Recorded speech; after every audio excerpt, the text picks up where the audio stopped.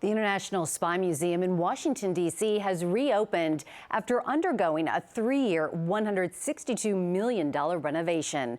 And as Errol Barnett shows us, it unveils the lives of some of history's most notorious spies.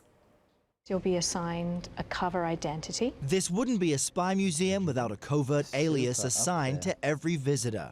Nico de Mir from Puebla City, Mexico. I'm a photographer. Lead curator Alexis Albion showed me one exhibit pulling back the veil on the lives of international spies, like the so-called Mata Hari, a Dutch spy and exotic dancer. She didn't spy for very long, only really a few months. And of course, she ended her life really tragically. She was executed during World War I for espionage.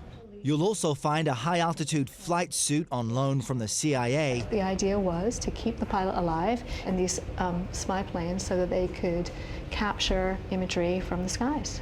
And this ice pick used to assassinate a Soviet exile. You can still see, actually, the rust mark right on the blade there with the bloody fingerprint of the assassin. Many, if not most, of the artifacts here in the new museum originated in my personal collection. Intelligence historian H. Keith Melton spent 45 years tracking down what he calls history's obscure artifacts. He now has 7,000 of them. There is a hidden world behind every newspaper headline, every television story on international relations. The true stories are even more fantastic than the fiction.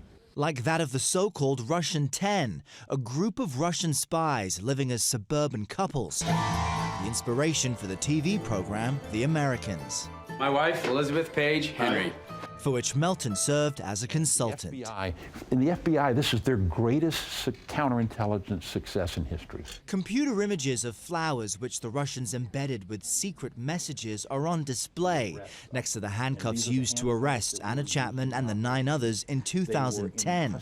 Good spying, Melton says, prevents conflict. More wars are fought because of faulty information than good information. Colonel Chris Costa is a former military intelligence officer and the museum's executive director. He explained why American intelligence failures, like those which preceded 9/11 and the Iraq wars, are also on display. We don't always get it right, and learning comes from success as well as failures. The key question being what?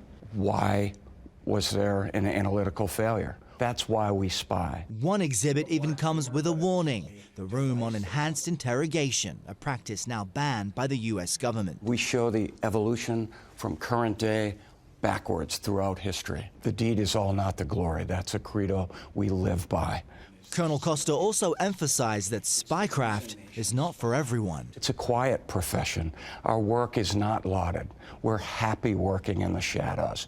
But in the case of the Spy Museum, we have a gift, and that is the gift to educate the public on what this work is all about.